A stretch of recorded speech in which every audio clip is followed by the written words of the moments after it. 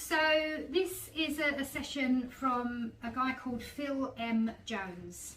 If you have not read Phil M. Jones' book, which is called Exactly What to Say for Real Estate Agents, I strongly advise you get it. It's a very small book, and you could get through it in a day probably, but the language in there is absolutely unbelievable. But he was live and in person at family reunion, and I was lucky enough to be front row listening to every word that he said. So I took as much as I possibly could for you to be able to share today. So the first thing, and it's not rocket science, is that how you're likely to win the client and obviously be chosen as their representative when they're selling a home. It's going to come down to how well you build rapport, right? And how well they believe that you've got their best interests at heart. So it's important to be interesting, be useful to them, so that you'll be recommended. Okay, so that's the aim. So what I'm going to do is give you a lot of questions now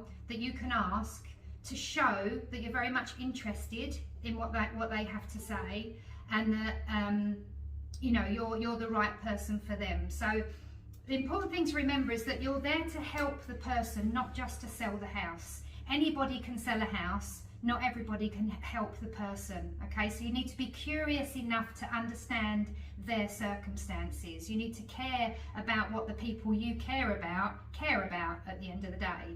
So nobody sells a house, they sell a house because. And what